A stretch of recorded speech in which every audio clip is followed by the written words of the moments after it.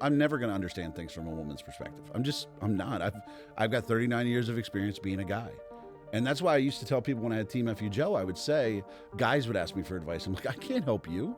I'm just trying to figure it out myself. I can help women understand how weird we are. I'm a millennial. I'm an older millennial, but I am a millennial. And a way to provide a little bit of an excuse is there's so much more distraction nowadays. So it becomes very hard to take time to be introspective and fix yourself. You just think, well, that person's successful. I'll just emulate that. I don't think I'd like the person I am today without the Army. Well, did you like the person you were before you were in the Army? No. Well, there you go. No, I didn't like who I was at all. Yeah. Even in the moment when you were that person? I was always so mad about everything. There's nothing anyone could pay me that would be of more value to me than the comfort of the rest of my life with my wife.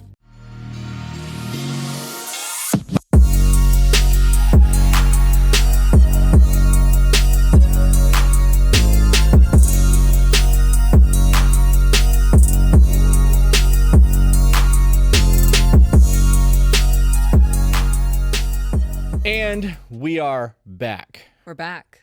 There's so many cameras, I'm not sure where to look. There's a lot going on right now. I had to move the one off the truss system and put it on a tripod. It still works. Yeah, because I was getting the top of the other camera in. All right, guys, so we are in studio with our first TikTok influencer. How does that make you feel? I prefer content creator because I definitely don't influence people, I don't think. I disagree. I actually strongly disagree. Well, I influence people to be angry. I don't know, man. You are. We're gonna get into that. So I've been following you since you were Team FU Joe. Yes. And like I was following you, and then I went to watch one of your videos one day, and it was like account banned. I'm like, okay, so that happened. And then like 3 days later, another one of your videos popped up, and it was you had less than 1,000 followers. I'm like, okay, follow, And that happened a few times, and then your accounts kept getting banned, and I've gotten account violations from stitching and duetting your content. But when I first started watching your content, it was because you were making content about women, and it was conversation stuff, not agitating and triggering liberals. Yes.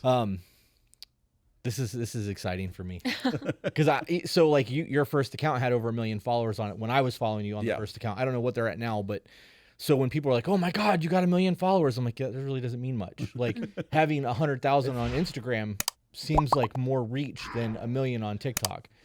It is. Content is easier to promote on TikTok. Getting to 1 million, I managed to get to 1 million in about 7 months with my first account. And at the time, it felt like a huge accomplishment. And now I see how quickly accounts can build. I've realized that the follower count doesn't matter. Like with 100,000 followers, I have an average of almost 4 million impressions a day. So it's size of account doesn't matter. The first time I will actually say size doesn't matter. I really feel like we should do proper intros. I don't feel like it's necessary because people either love you or they hate you. But so you are the older millennial on TikTok. Yes. Are you still Team FU Joe on Instagram? Yes, my title of my name is the older millennial, but the @ is Team FU Joe. So they didn't kick you off Instagram, just off TikTok? No, it's mainly because my Instagram is really just memes. Just because people that know me in the real world know me on Instagram. Okay. And people kind of meet me organically on TikTok. Do you get recognized in public? Yes, all the time. It's rather weird, actually. Isn't it crazy? Yes, I had a dude take a picture with me at the airport the other day, and I was like, I don't think I'm this level of famous. So yeah. We bought my motorcycle the other morning, and we walked in, and the guy looked at us and had a moment and just lost his mind. Yeah. Yep. It is a cool feeling, though, to think that people are interested in what you say that they remember you, that they remember not only the words, but they remember the face, they remember the feeling they had from it. It's cool. Yeah. We were walking through the Venetian the same day that you had your big conference. Mm-hmm. And we were getting ready to go eat lunch, and this chick was like, "Oh my God, is this real life?" And like she's covering her face, and I'm like, "Oh my God, is it?" And like I'm trying to like make light of it, and she's tearing up, and she's having like a real emotional moment. And I start tearing up. I was like, "It's okay, we'll cry together." And it's so weird, man. But it's happened everywhere we've gone. yeah.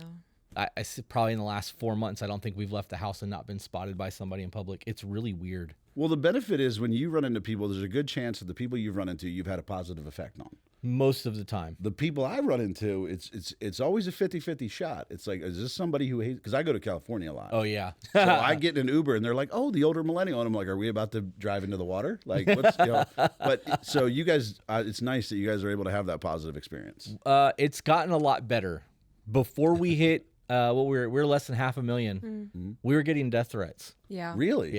Yeah. People were like, "Oh man, we've had people attack our kids." We've had a lot of nasty shit said to us because I'm very matter of fact. This is what I know. I'm okay with that. And I don't care if you like it or not. So I will say those things. And like, I think the biggest hate that we get now is when we bash video games. People don't know how to handle the fact that you can't, you just can't talk shit about video games on the internet apparently. But Well, you have to think people that are obsessed with video games, though, they've already they've rationalized it in their head as that was their escape, and so when somebody's rationalized something as this is why I'm doing it, and it's okay, you're just not going to listen to outside influence of telling you, hey, here's how you can step away from that. right. But when you tell people it's escapism, and then they want to get mad, it's not escapism, it's my hobby, and then they explain how much they hate their life, and I'm like, you just defined escapism, bro. Like I don't know what to tell you. So I have to know. One of the big questions that I have, and I was going to text you the other day and ask you this, and I didn't because I wanted to save it for this. How much research do you put into your TikToks? So it depends on the topic, really. So if it's something that's in the news, there's a good chance if it pops up and somebody. The best way I can put it is that I don't actually go find the videos that I respond to. Most of the time, it gets sent to me. So my followers just send me massive amounts of videos, and when I get one where I'm like, that doesn't sound right, I'll just go research it, probably put maybe a half hour of research into it. When it comes to Harry, it usually takes about 4 or 5 minutes to debunk him. Some creators are a little bit more in-depth with their thought process. Like, that's one compliment I'll give to like Chris Mowry. He doesn't outright lie. Like he words stuff in a way that it's not really arguable, which is good on him. It's a good way to do it. But generally, anywhere from on the low end, 5 minutes. On the high end, like my most popular video ever on TikTok was a review of the Woman King, and I put about 4 hours of research into that tribe, and that worked out really well. I mean, my account got banned after that, but I got a the count views were violation good. from that video. From that video, I do edit it and got a violation from that. Do you remember that video that he did over that? That was the movie with Michonne from The Walking Oh yeah, Dead. no, I know. The one about the woman tribe in Africa, Yeah. right? Yes, yeah.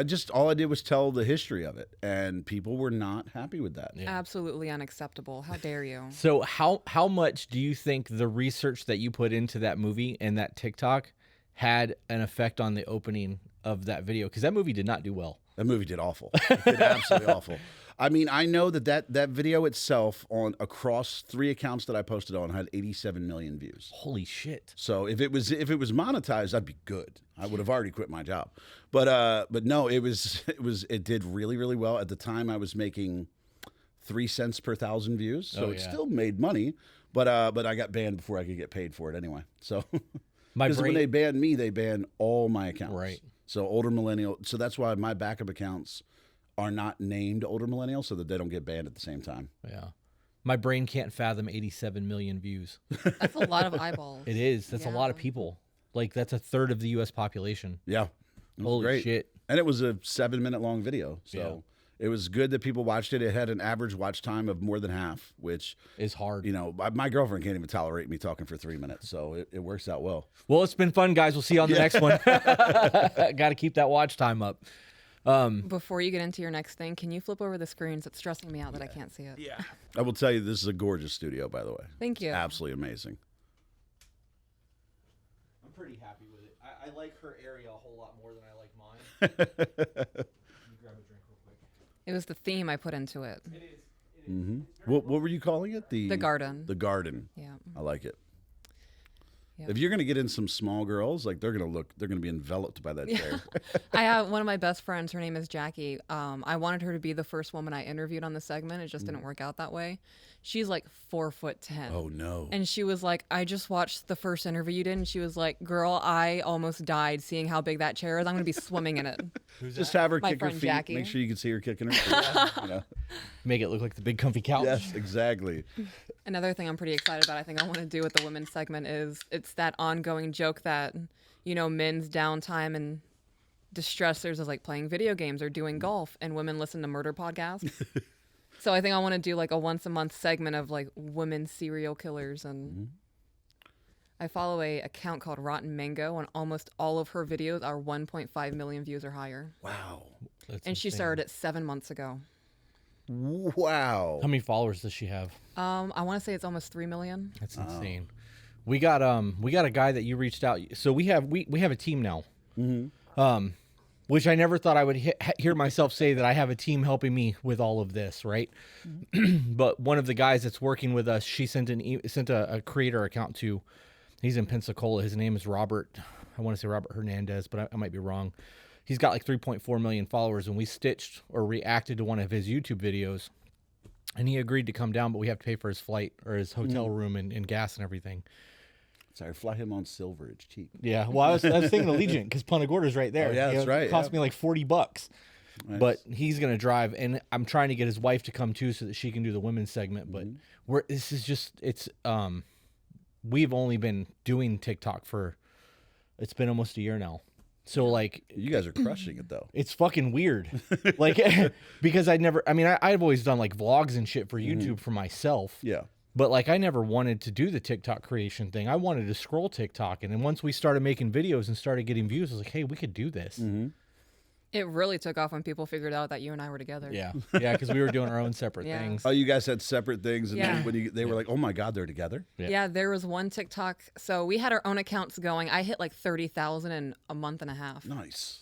And I made a TikTok, and he popped into it. And then people just lost their minds. Yeah. And we really just, Yeah. Yeah. People wanted us to we were doing live streams. yeah. And after Hurricane Ian hit, because Hurricane Ian wrecked us, Oh yeah. and they were like, you guys should do a podcast. And I'm like, well, I mean, I have all the stuff for it, and we have a whole lot of downtime. What do you think, babe? And she's like, yeah, let's do a podcast. It was more like a podcast. Yeah. yeah. Really? It took Well, there's off, though. the classic thing of they're like is people ask me to do a podcast, and I'm just like, people do a good enough job. Like, there's a lot of great podcasts out there. Like, you guys doing an amazing job, and it's for me. I could never do anything because I get obsessed with things when I do it. Like, I go over the top with doing something. So it's like that's where I think my real job keeps me grounded. And I think that if I didn't have that, or they'll fire me at some point. But when they do, that I'm just gonna lose my mind in content creation. You think it'll be that bad for you? I'm not trying to like As far as like getting fired, no, I meant like with the content creation and the obsessive like psychosis that comes into it. You're an intelligent dude. If you can research something for 5 minutes and make an argument against somebody that's like arguing for something and win that argument because you're debating them, that's essentially what you're doing. You can't be dumb and do that. that's true. So you are an intelligent person. So do you think that you would actually like go full Howard Hughes, or do you think that like So I would expand the people that I respond to. okay, Because like I get probably legitimately 50 to 100 videos sent to me every day of like, is this true? Is this, are they lying about this? Are they wording this a different way? And I have to pick and choose what I respond to just because of my job. So if I didn't have that, I would probably plan out my next day. I would say I'm going to make a video about this at noon, 1, 2, Okay. 3. that makes sense. And there would be a lot more videos, it would be a steady stream of videos, but it would still be the same content. How many videos a day do you think you put out now? If I'm not flying that day, I'll put out 3 to 4. Yeah, that's If what I'm we flying strive that for. day, I will, if I think to pre-record, I'll still get out 4, but otherwise it'll be 2. Like I get a couple in the airport if it's early in the morning and it's not very busy. It all depends on when I'm flying. Do you think that matters? Yes. Oh, God, yes. So what I've learned about the TikTok algorithm, so if you want to be successful on TikTok, the biggest thing is consistency of content. So you have to use the same hashtags. If you switch up your hashtags, because TikTok will group you in a category. And Right. if you step outside of that category, you're not going to get any views. And then it'll stunt you for your next video. So you always use the same hashtags. If you post no more than one video in an hour, always after 60 minutes, never post again. And then if you put out 3 videos in a day, you better keep putting out 3 videos in a day, because the minute you stop and you put out 1 video, TikTok cuts you off and you see your views drop off. Huh. I knew the hashtag thing, and I only know that because of laziness. One time I didn't put any hashtags in it, and my video went nuts. And then the next 3 days, I got no views on any of my videos. Oh, gotcha. I went from getting 40 to 100,000 views a video to one video that did really, really well, and then nothing. 3,000, 4,000 views. I got 1 million followers. Category. There's no reason for that to ever be a thing. Okay, so you did you made a response video to the news girl. Yes, and she blocked me within 90 seconds. Are you serious? Yep, she blocked me. And the best part is that the first video I made, I accidentally tagged her backup account. And then she blocked me on her backup account. And I recognized that I tagged her backup account, so I took that video down, put a video up against her main account, and then she blocked me on that within 90 seconds. Okay. That means she didn't even watch it. No. She was like, saw the name, not this fucker. Boom. Yep. Yeah, she saw me and she was like, I want nothing. But it's fine. I'll watch all her videos from my other accounts. Yeah.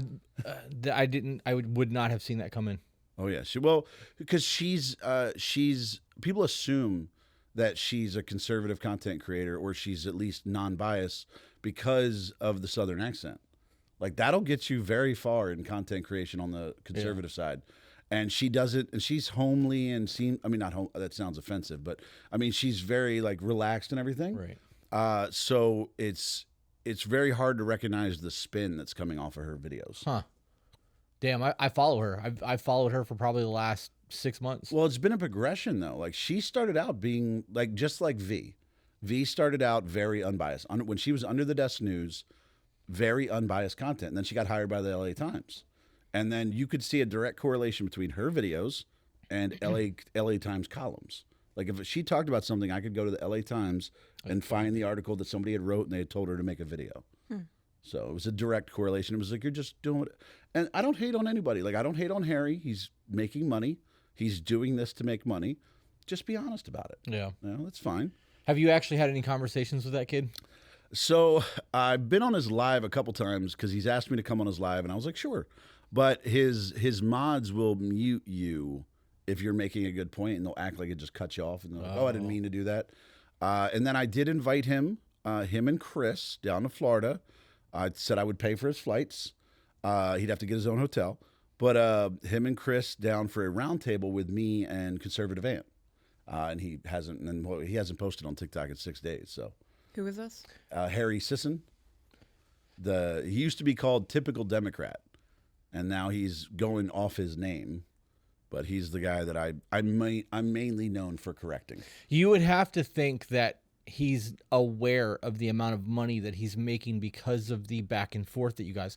Creators aren't stupid. Yeah. You pay attention to your algorithm. You pay attention to your analytics. Like, it's all there. Yeah. His responses to me get him more views than any video he puts out without me. Right. Because people who don't like you are there to cheerlead, and people who do like you want to know what the fuck he's talking about. So it's a win. That's I'm surprised he hasn't come down to. I would love to sit down with you and Ant. If you guys actually have a roundtable, we'll show up. Yeah, absolutely. Okay. Absolutely. It's up to Chris and Harry to come down. Like I said I would take care of their flights. And they just get a hotel down here, and we just have a roundtable discussion. Well, I'm an hour from you and an hour from Ant, and I have a studio. Oh, I have a word here. table. Yeah, we'd come down here. So you wouldn't even rent a studio or a space, and awesome. It's safe. That's wild. Do you have questions? I'm kind of fangirling right now. I'm sorry. Yeah. I'm doing the same thing. I love your guys' podcast. I love your videos. Like, you're one of those videos that anytime you scroll to it, you're gonna watch the whole thing. Yeah. And so you guys have great videos, great content. Oh, thank you. Yeah. That actually made me feel pretty good. Me too. I Plus, don't even use watch our some of content. what you say to argue with the other ladies. So. Do you really? Oh my God, yeah. Because it's like I'm never gonna understand things from a woman's perspective. I'm not. I've got 39 years of experience being a guy. And that's why I used to tell people when I had Team FU Joe, I would say, guys would ask me for advice. I'm like, I can't help you. I'm just trying to figure it out myself. I can help women understand how weird we are, but I can't help the other way. Oh, so I'm like fuel for a fire. Absolutely. Tender. Oh, you are definitely. Oh my God. Like yes. like lighter There are fluid. times during a live I wish I could play something you say behind me and be like, see, she said it. Oh hell yeah. You could always just send me a text message, and I can have her jump into your live, and you can get her on. Well, no, if you jumped on the lives, I think the difference is that they would they would take their medicine a lot better from Right. an intelligent woman than they will from me. Do you go live on TikTok a lot? He calls you So an I jump on intelligent their woman. lives. I got an intelligent woman. Not just a good-looking woman, but an intelligent woman. But I go on their live all the time. It's actually Meg's live. Meg Yeah. hosts lives, and Okay. it's women talking. And then they know my opinion on things, but they still ask me, and it's like, it's not going to change. And it just upsets them a lot. One girl left the live because she was going to cry. I didn't say anything personally about her. I just said my opinion, and she took it personal. Got a little emotional about Yes. it. Okay. Yeah, Meg duets a lot of our videos. She's the one that's coming in November for I know. your. Mm-hmm. Okay, Yep. she just dyed her hair pink. Yeah, It's like she's trying to pink, wash it out. pink. Is She's she? trying to wash it out. Yeah, it's pink. Mm-hmm. Like it. She's got that short cut though. It's a good look for her. Yeah. Yeah. And I respect her opinion. That's the thing with her is I like talking with her because she is very smart, on the topic that she's talking about. I come at it from a little more of an a-hole side of it where it's like, well, if you say it this way, you'll offend people, which is what I do. So she has to take my advice in small amounts. Yeah. A grain of salt. Yes, very much so. She duetted one of our videos recently, and I instantly messaged her because she didn't say anything. She's like, "What do you think?" And I was like, "Was this offensive?" Like, and she's like, "No, I loved it." And I was like, "All right, are you coming to the podcast?" She's like, "Yeah." I was like, "Okay." I'm very excited to sit down with her. Yeah. Yeah, because she helps women who have dealt with like abuse and trying to get out of toxic relationships and things like that. And I think she's more practical with her advice with them, and I think she's nicer to people on the internet. And it's like I'm the opposite, so it comes off differently. Yeah, I have a softness. I also am not willing to tolerate bullshit. Yeah. So, if you are, we had an email the other day. I'm still stewing on it. She put her hands on her man drunk multiple times, and later on in the email makes a very asshat comment. I don't want to spoil it. No, don't give it away. Don't give it away. This would be great for an episode. But yeah, my Harley Quinn showed in that moment. Yeah, full crazy. Yeah. Full send. I thought she was fucking with me. Yeah. Like, I read it, and then I thought it was going to be like, no, never mind. I realize I'm a piece of shit in this moment. No. She gave you the truth, and you expected you to be on her side, even though she was in the wrong. Oh, We get a lot of that. yeah. Well, people are the heroes of their own story, no matter what's going on. So you're always going to think you're right. It's only about after the relationship's over, you look back and you're like, ooh, probably could have done that better. We hear it all the time, especially when we meet people in public, and they say, oh, if I had just heard of you guys 10 years ago or 6 months ago, all of my wrongs would have not been there. So you're right. It's always an afterthought. That's so crazy to me when people say that shit to us because what we're doing is common sense shit to me. It's the way I was brought up. Like, Yeah, but it's not so common anymore. I know it's not, but and I guess maybe I'm older than the generations that are doing their thing because I am the end of Gen X. So like I was that fuck around find out generation, but it is normal behavior and like the things that we would get extremely punished for people really overlook now. So like there's a very different upbringing, but everyone I know that's my age or within the 10 years of me and older are always like, I can't believe you're making money talking about what you're talking about. This is common sense decency shit for people. And I'm like, yeah, I mean, you could do this. And they're like, no, I couldn't. But in a way to provide, well, I'll call it an excuse. In a way to provide an excuse for younger generations. Like I'm a millennial. I'm an older millennial, but I am a millennial. And a way to provide a little bit of excuse is there's so much more distraction nowadays. Right. Like there's less focus on yourself because you have access to everything going on in the world, and you can have a voice in it. So it becomes very hard to take time to be introspective and fix yourself. You just think, well, that person's successful, I'll just emulate that. And normally you used to emulate your father, Right. or daughters used to emulate their mother. Now you emulate Taylor Swift, or men emulate Andrew Tate. Like those, you look at the most ridiculous version of your gender and you lean towards that. What do you think of Andrew Tate? Andrew Tate's advice is for millionaires, and his advice is being followed by a bunch of thousandaires. So I think you're being generous with a thousandaire statement.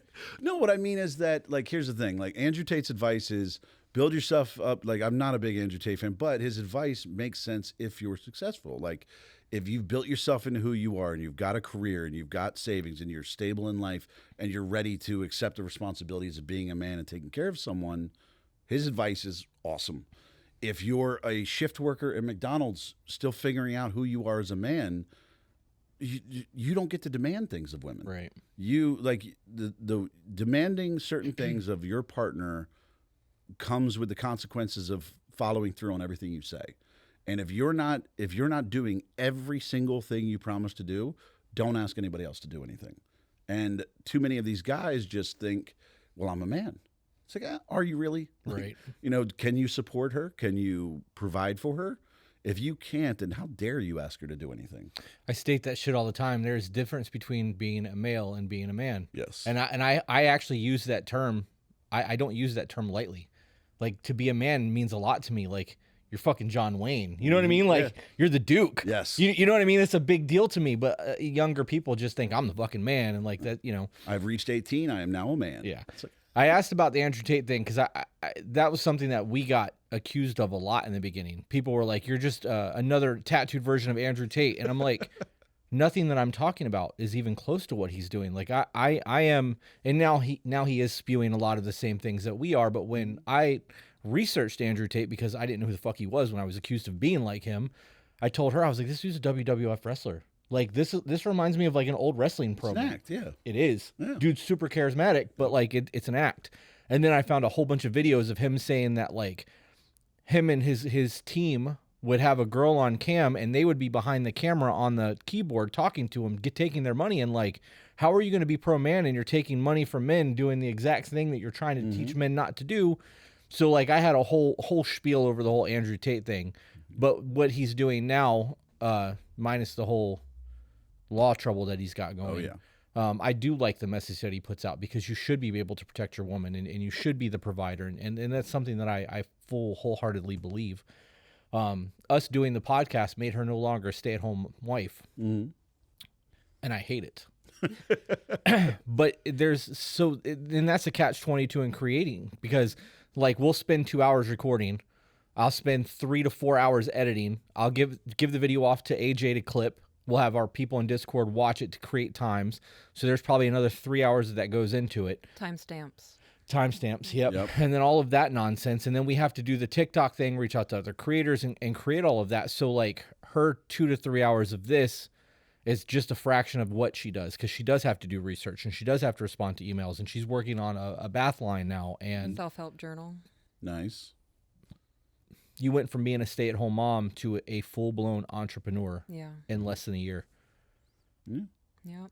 And it's super dope, because everybody wants to have like high revenue, but I still want to be able to lay down at night and like be with a feminine woman. And the more she gets involved with business, the less I get of that. Mm-hmm. So we have, and she's admitted it on a podcast, I think on episode 41, you said that it's starting to affect your energy a little bit. Yeah. The only way I can describe it feels like culture shock. Yeah. Like I went from running my household, having structures. I had a whole thing mapped out. I had quadrants of my house that I would maintain and clean, and things would get done. I would schedule my downtime and all of that. That's not the thing anymore. We actually had to hire someone to help clean the house. Yeah. Mm-hmm. So it's a lot to process. It's also me battling my mental illnesses and recognizing that I am now at a point where I was in my past, where a shift like this absolutely destroyed my marriage, my first marriage. And this is also something worth fighting for, what we have in our marriage and our union. So that's a whole new territory of wanting to be better. Yeah. So it's a lot. I don't think that this has affected our marriage in any of that, other than we're both equally exhausted at the end of the night, or equally as stressed out. But I think it's made us stronger as a power couple. Like we are much more of a power couple now, because now you're able to understand things on a business level that you didn't before. So when I'm really going through it, you're like, I got this. Go take a nap, honey. I got you. You know. So like there's a strength in that, and I do think that it's making us better, and it's super dope for me, because in this area I am really well known, because I own other businesses here, and I don't blend into public very well. So we would be out and people would be like, oh, hey, how's it going? And it didn't matter where I went. We would get recognized. And now it's the opposite. We get recognized everywhere, and it's solely because of the podcast, Yeah. which is awesome because it's recognition to both of us and not just me. So like it's Well, I was also getting recognition for being a body piercer. locally, yeah. Yeah. I can tell you that as somebody who's on the other side of the screen, sees you guys all the time, you guys balance that really well. So it's obvious, it's obvious you're both working very, very hard and you're both successful at it, but it's also very obvious masculine and feminine energy. Like there's never, like you've never come across as like a overbearing masculine woman or anything like that, who, even with all the stress you're dealing with, and and you're always super supportive of each other.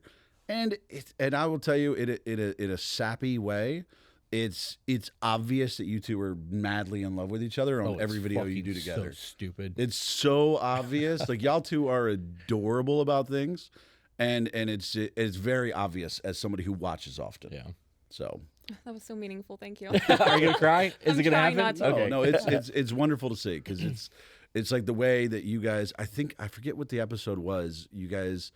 You said something, and he said something, and your response was, I'm going to sit with that for a moment. And you were just like, because it was such a good thing that he said, and he said it without thinking. Yeah. And it was just adorable the way you guys are with each other. I have no idea what he's talking But about. I mean, Me either. it's also super masculine and manly. Yeah. Yeah. I like that I still come across as feminine Oh, even yeah, in my absolutely. high stress moments. I've worked very hard on that. I want to backpedal a little bit to clarify what I meant by saying. No, I have my phone over here for a reason. I did research on something that tied in a conversation we had Okay. previously. I don't think that this has had a strain on our marriage at all. Right. When I said that, like me recognizing that our marriage is something that worth not fucking up because I'm in a bad mood, I am having to unlearn all of the toxic habits that I've formed over my decades of being alive and whatnot. So being healthy is hard. It is a lot of work. Yeah, so I don't ever want to be frustrated and be shitty with you Yeah. just because I'm having a rough mental day because I have emails I haven't responded to, I haven't smelled any peppermint, and the kids are throwing dinosaurs at me. Yeah, that happens. It does actually happen. And rubber chickens are the thing now too. I don't know where the hell that came from, but So once a week, if our son is very good at school and has listened and is doing well with his work, he gets something from the treasure box. okay. And he this week chose a little rubber finger chicken that looks like the squeaky chickens. He's absolutely obsessed with it. It looks ridiculous and he loves it. Yeah. Yeah. It's everywhere. I see it in his hands constantly. You don't let him actually have that squeaky chicken, do you? No. Oh my God. I just No. can't imagine the noise. I could never. Our daughter has dressed up like princess heels. I can't stand the sound of them. We have wood throughout our house. Click clack. Oh, it's so So bad. I bought carpet pads, furniture pads, and stuck them on the bottom of her heels because I couldn't take it. I can hear them in her bedroom, and I was like, no. And now it's a thud instead of a clack, which Yeah. is not as bad, believe it or not, but you can still hear them. And our kids are 4 and 5, so they're so close together that like they play together all the time, and they're almost inseparable. Every once in a while, they will go to their own corners and kind of like hang out on their own, but normally they're up each other's ass and screaming and yelling and having fun as kids. But So did you plan that out to have them back to back? Like, they're actually not mine. oh, No, Yeah. I'm the bonus dad. oh, So- okay, Yeah, no, that was not planned. okay. It was not planned. There you go. That's I don't want to say that our daughter was an accident because she's not an accident. She was a happy surprise. She was a nice little addition to things. Yeah. Well, I just know because I'll be proposing to my girlfriend on Halloween. Love that. She's a huge Halloween fan. Is she a fan of the To Be Better podcast? Yes, Okay, so this absolutely. needs to come out. She already after. knows. Okay. She already knows. She Okay, already knows. just So didn't want to ruin a surprise. She got me very drunk one night, and I totally spilled it to her. But so I out of couldn't you. help myself. I will tell her anything. So, but I'm proposing to her on Halloween, and it's her favorite holiday. We're going to New Orleans for Halloween, and then I know that she's I couldn't imagine any woman who I've ever been with who would be a better mother. So and I hope she wants children, and I hope she continues to want children because I want children with her. So and that's why I was asking about the back to back, and it's like, do we just do 2 right away or? Okay, So- go ahead because I have a question, but I won't forget. Okay. So now that they are getting older, it is definitely trying because they're going through stages together. They were in diapers at the same time. They were potty trained at the same time. They're learning to speak at the same time and all of that. They're getting into shit at the same time. It's also a boy and a girl. So something that our son does might be corrected a different way than we do with our daughter. And with them being so close in age, they lurk. So I could be having like a one-on-one with my son, and then daughter's peeking around the corner trying to pay attention. Yeah, she's nosy. Boy, is she nosy. They both are. Yeah, she's bad with it. She's way worse than he is. A good way to look at that is they're eager to learn. Yeah. Yeah. It's a lot at once. If you have children that are 3 years apart, they're not going to go through the selfish phase at the same time. They're not going to go through the, well, it's mine phase at the same time. The older one, of course, will be more understanding, more lenient, have more grace with a younger sibling. Right now, it's constantly like a boxing fight. They're tag teaming you. Oh, yeah. There's a benefit to though, like if you're able to have a boy first and then a year later have a girl, like she did that. I think that as they go through life up until 18, 20 years old, she's gonna have a protector. Yeah. Yep. Because brothers are very protective of their be. sisters, right? That's the way it's supposed to be. And we're not raising fuckers. We're raising gentlemen and ladies in our home. So like at 5 years old, our son will open the door. Like she'll start walking. He'll be like, no, mommy, I got it. And like we'll open the door and close the door. Same thing for his Gets sister. mad at me if I do it. He does. If something gets dropped, he picks it up. Like he's really and at 5, he's getting it. And his whole thing is, I want to be a good man. So which makes me feel incredible. Yeah, right. Absolutely. But he's going to be that protector, and we've seen it because, when they were playing with their cousins in Tennessee, there was a garbage can incident. I'm not going to get too into it, but, our son was in the garbage can and our daughter was not with the cousins, and our daughter was losing her shit, like protecting her brother because of the situation. And she ran and got us. And by the time we got out there, everything was fine. But a few minutes later, it happened again. And the response was much different from him than it was from her. And he was trying to get her versus trying she to was come in it get this someone. time. Yeah. And then when we found out what was going on, we stopped all of it. But you know, I mean, you know what it is to have cousins. You're going to always have the older cousins getting the younger cousins in a whole lot of trouble doing That's shit where all the we're not good supposed to scars do. come from. It is. Yeah. It is. Yep. My closest blood relative is a cousin who's 1 year older than me. And I can think of all the fights that we got into, all the ass kickings I got. And that was a huge part of my childhood. But he was also super hyper protective of me because he was a year older. And that was, his name is also Joe, by the way. So that was, so yeah, that was what I wanted to touch on with that. You said, and some women are going to think this is the best compliment in the world, and the other ones who don't are wrong. You said that I think that she will be the most amazing mother ever, and hope that she continues to want to be a mother. Yeah. Bruh.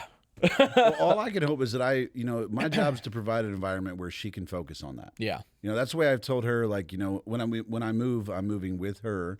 And I've told her my only goal is that she does what fulfills her. It's like, let me stress out, let me work, let me do that stuff. I'm good with it, and as long as I provide her an environment to be whoever she wants to be, and hope that environment makes her want to be a mother. But whatever she wants to be, I mean, my job is not to form that, but just to give her the environment to do it. Yeah. So You got the mom thing down real well. Do I? Yeah. So, and I said that, like, I know that a lot of women would want to hear some stuff like that. As a man who wants to be the provider and the protector and to be the example to children, having a woman who is very patient and in her feminine and able to nurture, we have that balance. It's the same balance that you see in the podcast. Yeah. She's very soft and I'm very not. And I'm very aware of that. So, like, we do provide that balance in the house where she's able to nurture and coddle, and I can be there when there's monsters that need to be Exactly. eaten. So, like, we have a whole thing going there, and it works really well. But knowing that you have that softness about you, I think, is going to give the children an understanding of what it is to have compassion for people. Yeah. Whereas I'm going to show them when it's time to get dirty, it's time to get dirty. And like, there's a balance in that. And I know that you have your prior military, right? Mm-hmm. Which branch? Army. Were you ever deployed anywhere? Yes. Okay. So I spent 10 years I joined in 2003, and I didn't join for like super patriotic reasons. I was homeless living on the street. So it made sense to do something else. So I joined, and I spent 10 years. I got to serve in few special operations units. I was in SOC-CENT, I was in 7 Special Forces Group, and I got to deploy with them, and I've been to a lot of places: Yemen, Afghanistan, Iraq, Lebanon. Jordan. Didn't let me into Israel because I'd been to Yemen and they wouldn't let me in. But because I'd been to Yemen 7 times. Okay. In the past month. That looks really shady when you're trying to Okay. get into Israel. Gotcha. So yeah, they were like, "No, you're gonna have to go home." Mm-hmm. But no, I've gotten to travel the world and meet some interesting people and do some very fun things. But I could tell you that I was not a good person before the military. Yeah, I was selfish. I hear that a lot. Yeah, I was hear that a selfish. I was lazy. I was unbelievably self-centered. I thought everybody owed me everything. I thought I deserved everything. And then when you have nothing, the Army will correct that real quick. Okay, so the catalyst of your life change was the Army, but what got you to the point of being homeless? Because that's not something that a lot of people experience. So me and my dad never got along growing up together. We just being in the same house with each other. My dad's an amazing man, but just I was argumentative. He was. We were neither of us ever admitted we were wrong, and just growing up in that, constantly fighting. So when I became an adult, basically I graduated high school. I was like, I'm going to have it all figured out. And man, did I not have it figured out. But I was too proud to go home and admit that I didn't have it figured out. So I was like, the only alternative is either I live like this, I admit I was wrong, or I go to the Army. And at the time I was so ridiculously proud that the Army was a better idea than saying I could have gone home. Yeah. But I decided instead to go to the Army. So, but it worked out. It worked out really well. I mean, I would not be. I don't think I'd like the person I am today without the Army. Well, did you like the person you were before you were in the Army? No, Well, there you go. no, I didn't like who I was at all. Yeah. Even in the moment when you were that person? Even when I was that person, I was always so mad about everything. Like I was always very charismatic and friendly because I grew up very, very tiny. Mm-hmm. So I had to learn how to talk to people to not get my ass kicked. Because I couldn't beat up anybody. Paper bag would have beat me down. But I still was always feeling like, oh, I deserve this. I was just very, very selfish. And sure, it felt normal at the time. Mm-hmm. But the minute you step away from that, you're like, God, why did anybody hang out with me? Yeah. Like, I can't believe I had friends. And I get it. And the thing is that most of those people, once I was gone, were perfectly happy to cut free from me. Yeah. So I don't think I had any real friends until the Army. It's a lot to digest. It is. That's a lot. So did you get the career field that you're in now because of training in the military, or is that something that came after? No, it was kind of natural. So I originally joined as a foreign language interrogator. Okay, so wait a minute. How many languages do you speak? Not only English now. Okay. I used to speak 4, but I used to speak Farsi, Urdu, Pashto, and Dari. Okay. But when you don't use those for years, I'm a strictly English speaker now. Gotcha. No, I can understand a little bit of it, but I couldn't put a sentence together. Yeah. How long do you think it would take you of hearing that daily to get back to it? Oh, like full immersion? Yeah. Oh, a couple weeks. Once you know the rules of the language, then it's just relearning the vocab. Like I remember all the rules. I just don't remember the words. She's trying to learn sign language right now, but she wants to learn French. And we downloaded Duolingo and did it for like 7 weeks and was killing it. And I started to try to talk it and heard how bad I was and just stopped. No, go with bad. Go with bad. Because like the way they taught us at language school, because first school you go to after basic training is language school. It's 47 weeks of full immersion. After the first week in the schoolhouse, you are not allowed to speak English anymore. So you learn like the alphabet, you learn numbers, and you learn like in Farsi, the phrase is "Lotfen takrakanid." It means please repeat, because you're going to say it a lot. But you can't speak English. Speak English 3 times, you're gone from the whole program. So it's full immersion. So even if you sound horrible, roll with it. And here's a tip I can give you for learning French or sounding better in French. Try to have you ever done like a mocking French accent? Yeah, all the time. Try to do that when you speak French. Yeah? Yeah, because it's actually when you try to mock it, it actually more falls in line with the language. Like we had our Farsi professors, and we would try to mock them, and we'd get better grades mocking them. Wow. Yeah. Yeah, so just pretend I'm Pepe Le Pew. Got it. Yeah. Exactly. Look, that perfectly fits. Pepe Le Pew, he's got his girl he was always chasing after. Oh, man. I would hope that you're more interested in him than she was, but, I'm obsessed with this. there you go. I do chase her like he chased that cat, though. That's the way it should be. You know there's no way in hell that would ever get made today. Oh, God, no. When was the last time you watched Ace Ventura? It's been a while. It's been quite some time, but I'll see clips from it more Yeah. than anything.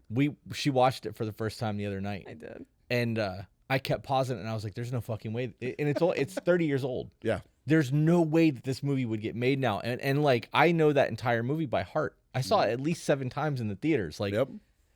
and so the whole time we're watching it, I'm actually saying shit before it happens. And at one point I look over, I'm like, I'm sorry, I'll stop. And then like 2 seconds later, I'm doing it again. I was like, I can't help this. Like this, I have seen this that many times. And that scene with the plunger, I paused it and I looked at her and I was like, there's no fucking way that they would ever make this movie now. Nope. Yeah. Him crying in the shower. Yeah. Yes. Too offensive. Yeah. It would literally pause it and be like, what's he so upset about? Yeah. Obviously, I mean, a woman kissed him. A woman kissed him. It's like, or like, I mean, it's just, yeah, the way they address things nowadays, it would create like a movie like Indecent Proposal. Yeah. That would be a woman's empowerment movie. Oh, wow. Instead of a story about love and how he screwed up by giving up, by being willing to value something more than his wife, which is how it hit at the time. Now it would be women's empowerment. Your man can't control what you do, and he's so insecure now for being uncomfortable. But it would just be a whole different thing. We have to watch that now. Watch what? Indecent Proposal. Okay. Yeah, that was the Sharon Stone movie, right? No, Indecent Proposal is the Demi Moore. Oh, right. I'll give you $1 million Yeah, to spend a night with your wife. Yep. Yeah. But it would be a whole different meaning behind it now. No, $1 million then was a lot of money. Inflation even then- has destroyed that. Even then, there's nothing anyone could pay me that would be of more value to me than the comfort of the rest of my life with my wife. Like, the money doesn't matter because, like, I was almost engaged to a multimillionaire, and I broke up with her because I was unhappy. My dad told me I was stupid, and I said I money can always be made, but Yes, it can. but if you stuck with somebody unhappy, you're never going to enjoy anything. Yep. Like, you can't even enjoy being broke with somebody who makes you unhappy. Damn, money can always be made. I say that shit a lot, and people are like, "You're privileged. You have no idea how hard it is." I'm like, "You have no idea how hard my life has been to get to where I am in life and have what I have." I'm a 7th grade dropout. I've been through more than most, and to hear you go from being homeless to joining the military to knowing what I know about you, because I did research you before I invited you on the show. I wasn't just a fan. Okay, maybe it was. Found out the dirt. Yeah. But it was one of those things. I didn't know that you were homeless first. So like, I know that, but I also like while you were in Vegas, I saw that conference because we were there. Didn't know you were there until you posted it to your Instagram. But, you don't come from nothing and get to that point if you don't have a confidence in your ability to learn and do shit. And that comes down to the pride that you had when you were a child. You may have gotten rid of that in the military, but that stubbornness is why you're able to succeed because you fucking know your value. Like, you know that you're capable of doing things. I love that statement. Money can always be made. And I really thank my stepmom for putting that in me because, like, I have 2 older sisters and 1 younger brother, and my older sisters were more raised by my real mother, who's wasn't a great woman, and then I was more raised. I was 3 when my stepmom came, and she valued intelligence over anything. So that was my focus of my life, and I very much focus on it. Like the first time I ever got a B, I hid my report card because I was like, I'm going to be in so much trouble. And then I never got a B from there on again. And education became the most important thing to me. When I was in the Army, I went and got 5 degrees because I was like, this is an important thing. I don't use barely any of them now, but education and intelligence became so important to me, and it's like, I can't imagine being raised if somebody hadn't put that importance into me. My dad's a high school dropout. My stepmom's valedictorian, so it's a great mix. Wow. They met because my stepmom tried to buy weed for my dad. He was obviously the high school dropout who sold Right. weed. And he threw her out the front door like DJ Jazzy Jeff style. He thought she was a narc. That's funny. That's funny. Uncle Phil throwing people out the house. For real. Exactly. So you have 5 degrees? Yes. What do you have degrees in? That's a lot of schooling. I have history, graphic design. I have a degree in foreign language and Persian Farsi. Then I have a business degree, and then I have my MBA. Okay. So on the business degree, I'm glad you said that one. How valuable do you think that degree actually is? It wouldn't have done me much without. I mean, you have to have it on resumes. You know, like a lot of the high level jobs, you have to have a degree. But it was more useful for me to go get my MBA. But I don't know. I'm a talker, so my job is about being a talker. So my real life job as well. So it's like I think it allows me to be looked at for higher level jobs than I would be without it. Okay. So if you actually ever did your own business and you got away from all of this and you were solely your own employer, how beneficial do you think that would be? Well, the reason why I did that is because when I got out of the Army, I did own my own business. So when I got out of the Army, I opened up a gym. Okay. And it was started out in 400 square feet of a CrossFit gym. Within 6 months, I had 300 members. We had to expand to a 10,000 foot facility. And then we started buying up other gyms. We had a great network of gyms.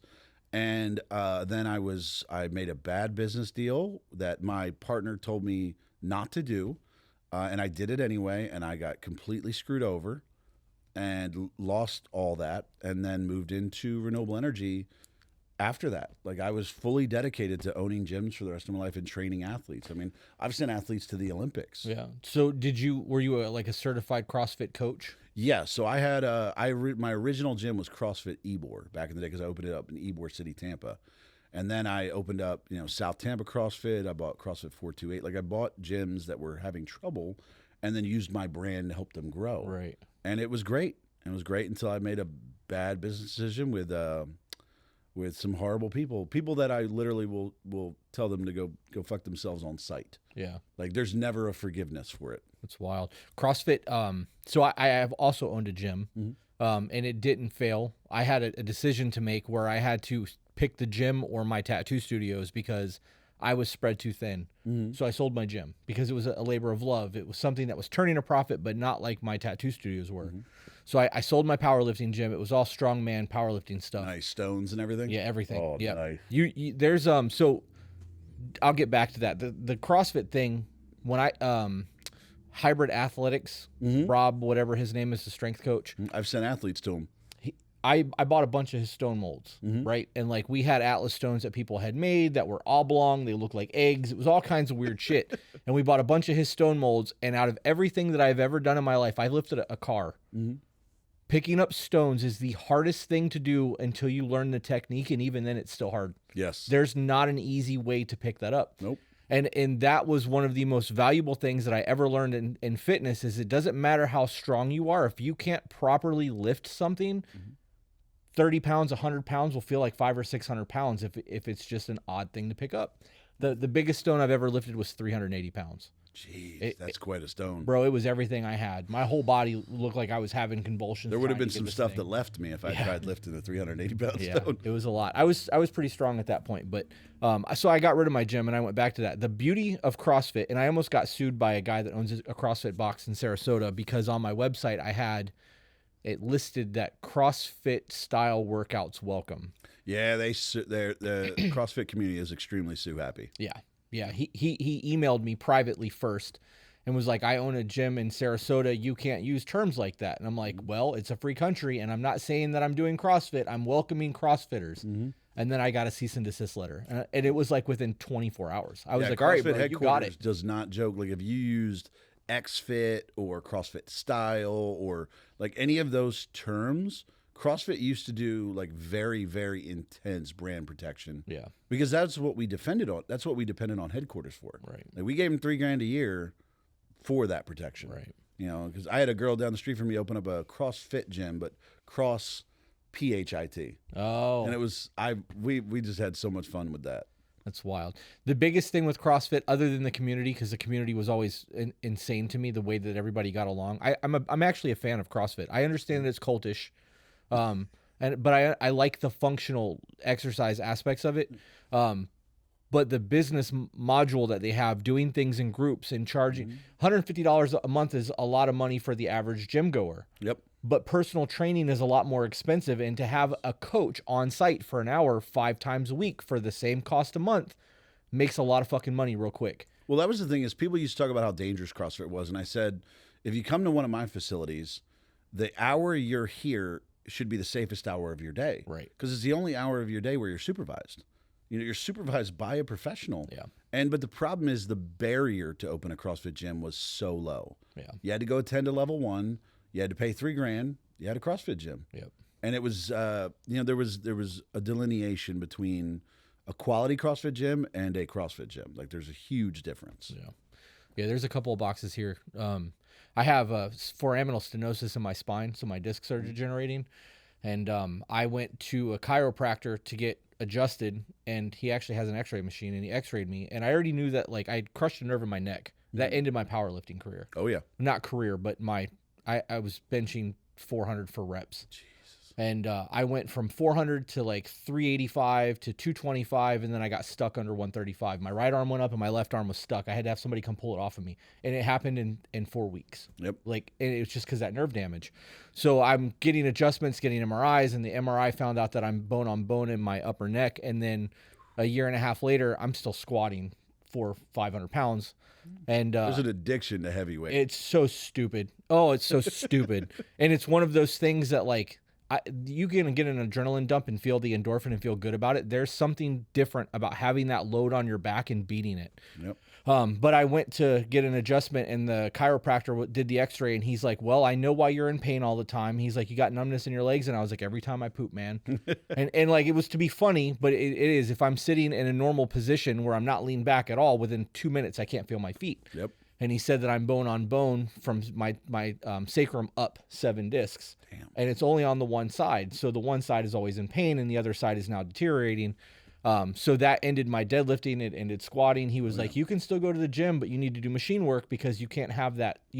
That stability is going to go. And when it goes, it's going to paralyze you. Yep. And that was the end of that for me. And that was one of the hardest things that I've ever had to hear, because that was I did a lot of powerlifting. That was, did it affect you when you got rid of your gyms? Because that was a hard thing for me to do. So my gyms still exist. So they still Are you still affiliates? Or No, so they are. So the the most bougie gym we opened was South Tampa CrossFit. And it still operates just fine. I mean, it was the most expensive gym we opened. It was bougie as hell. Air conditioning, childcare, heating, sauna. Like, it was everything that you'd want in a facility. Just the partners weren't the right people to be with, which I'm more glad I got away from it, because it allowed me just to get into something else. But it was, at the time, I was just, there was definitely, like, I hold grudges, and man, I'm still holding that one. Yeah, I get that. I get that. So then having that the business degree actually helps you then.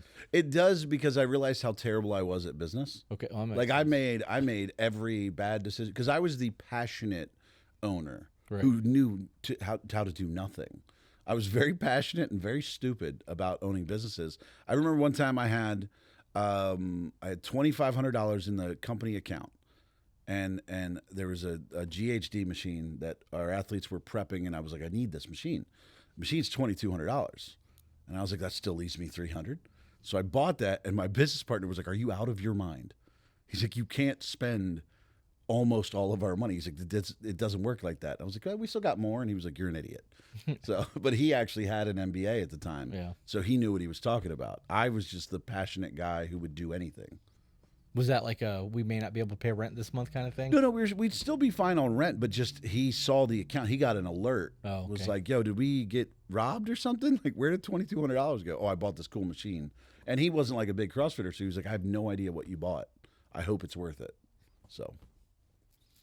And it was so not worth it. No? Just so you know, that machine is so not worth it. Was it like was it the ones that you lean on and use the lower part of your back and your legs? Over the front of it and you go up? Yeah, it's so not worth it. It Yeah. basically was something I could have built out of wood for $50. We had one of those. We bought it from Elite FTS. Yeah. That was before Rogue became super big. Yes. Do you have questions for him? Because I could talk gym stuff all day long, and I'm trying not to do that. No, I don't have questions. No. No? You have anything you want to talk to him about? No. I got to bring you into angering all these women I already anger. Oh, yeah, do that. Interview her. Oh my Lord. It's like you come into those lives, it'll be different. It's because it's older. The thing is that's the amazing thing that you offer is you haven't, like how you talk to women is like the antithesis to what like whatever or Fresh and Fit is doing, because they find the dumbest among the female, gender to just be like, let's pick on these people. And there's no education, there's no growth from it. Whereas when you're talking to women, they're not fighting with, or they're fighting with you, but they're Oh my God. but they're getting growth out of it. They're becoming better people from having conversations with you. And that's such a huge difference. That is always an end goal for me. For a very long time, I was not a good person. And I know that there were interactions that people in my life would walk away from and go, why am I even trying? So I now make it a point to every interaction I have with somebody for them to walk away at least feeling good about it. But are you getting like better growth through helping them? Like are you learning things by educating them? Yes. Oh, that's awesome then. Yeah. This podcast has changed our life, bro. Really? Yeah. I am not the same person I was in January of this year. Wow. Yeah. Yeah, I'm a completely different person. You got to think, like, when you have any type of conflict with your person, you have to find resolution after you've calmed down. Because you can't find resolution of conflict in conflict. You're angry, you're hurting, they're hurting, you guys are trying to be petty towards each other. Because we're answering emails, we get to put ourselves in other people's situations that don't directly affect us, and we get to have conversations we'll never have. And You could have hypothetical fights. Yeah. yeah, but we don't. I think maybe there's been 2, maybe 3 times ever, and we've left it in the podcast where we had like a disagreement about something, and we would work our way through it, and we would always be able to find the base and then how to build. And there's always okay, so then how would you like me to handle that in that kind of situation? And she has to think about it. But now I know the way that she wants me to handle myself in a high tension situation. So I know this now. So in the last 9 months, 10 months now, I've got to see a side of her that I would have had to see under duress. That information is everything. We tell people all the time to pause the podcast and have a discussion about what we're talking about because you're not in it. Yeah. So even if you disagree, it's just a disagreement. It's not an argument. You can learn about your partner. I think that's the biggest takeaway for us in terms of what we get from this is we don't argue. We have very minor disruptions, but they're not. I get a lot from this. Our marriage is strengthened by it. When we read emails, especially from women who are toxic in nature, it's like holding up a mirror in my past. So it's not that I feel like a guilt or a shame, but there's that constant reminder of this is what you were. And there was a very long point in a long period of time in my life where I thought that, what's the fucking point of me? I'm homeless. I have 2 children. My marriage fucking failed. And my life has done a complete 180. There are times I wake up in the morning, I'm like, I hope I'm actually fucking awake. Like, I want this to be my life. So it's possible to take that step back and reevaluate yourself and get past all of the hurt and all of the trauma and be the happiest version of who you want to be. And that constant reminder of that growth keeps me doing it. Did all that make sense? Yeah, absolutely. Okay. I'm also on a very religious path now. I found my faith in the podcast. Oh, wow. Okay. Yeah. So that's been a wild ride for me. That's a hard thing to approach as an adult. It really is. It's so much easier to accept all of it as a child and then just grow with it. But accepting as an adult, there's a lot of introspection and a lot of questions. Yeah, a lot of questions. The hill that I will absolutely die on is if somebody doesn't ask themselves why they do something or why they feel an emotion or why they have a certain thought process. That's the scariest fucking thing to me. And I think in doing this podcast and going down the revenues or avenues that I have in self-growth, that is the most scariest thing to me. I'm not even scared of death anymore. No, No. that's I have an unnatural fear of not existing anymore. Not of death, because I've been stabbed, I've been shot at, like I've had that horrible life experience. I've been on the brink of death and in the hospital. But the idea of my consciousness not existing anymore, when I think about that, it freaks me the fuck out. See, the idea of not existing or dying, it's never worried me. What always worried me was not being able to be me. Like I've smoked for years. If I got cancer, I'd be like, well, it's a solid result. That's what you get from it. I kind of brought that on myself, right? Or any of these other things that could happen to me, I'm like, I could accept that. Things like anything that could happen, with the exception of like mental disorder, like Alzheimer's, dementia. Like those are the things that scare me. Like if I live with a clear mind until the day I die, I'm thrilled. If I lose my mind for a day, I'm like, just put me out. Like, because I value like my knowledge. I value how I think about things. I value my ability to have input on things, and not being able to do that would frustrate me to a point where I'm just like, where's the highest hill that I can walk off of? Yeah, I get that. We have everybody has an idea of who we are, right? We have our own perceptions of who we are as people, and we always want to evolve and be better. And like we have these, you have people like Jordan B. Peterson, who I am a huge fan of this man's intelligence. Absolutely. Because when I hear him having a conversation or somebody's talking to him and he's processing things, you can see it. Like you can see him working through shit mentally just by the look on his face. And I want to have that type of intelligence. And I know that I think that I'm at the cap of where I'm going to be in life. And though I'm still learning and reading, like I know that I'm never going to reach that because I didn't have the same upbringing that he did. Yeah, but you can't think that, because like if you had gone back 10 years and I had said, hey, you're going to achieve this. No way. Exactly. That's the thing, is where people, you could never fathom what you're capable of accomplishing. And that's the cool thing. That's why I look at people nowadays, like younger generation, who goes, oh, I don't want to work 40 hours a week. I don't want to work a dead end job, all this different stuff. I'm like, don't.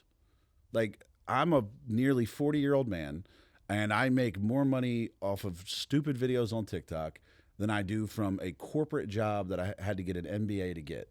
You don't have to do the normal path, but whatever you're going to do it. Like, don't, that's what drives me nuts about the next generation is, oh, I don't want to do this. Okay, well, now that you know what you don't want to do, figure out what you do want to do and go do that. Yeah. So have you ever actually looked into the likelihood of somebody becoming a content creator or an influencer, and like actually looked at what that looks like? So I tell people all the time, like, because people ask me when I blew up on TikTok, like I said, I got more than 1 million, 7 months. Everybody was like, wow, how did it happen? I was like, I have no idea. Right. What I did was I talked about things that mattered to me, and I was genuine. And I told them, I was like, no matter how weird or niche your love is, like you could like painting little figurines. There's a few million people out there that would love to watch you paint figurines, right? Or are interested in that too. It's like, it's so like you see creators fail that are being fake, that are doing skits. And every one of those creators fail. Everybody who did that on TikTok, everybody during COVID TikTok, which was very different TikTok, they're all gone. Yeah. They're divorced. All those couples that did skits together, they're divorced because none of what they did was genuine.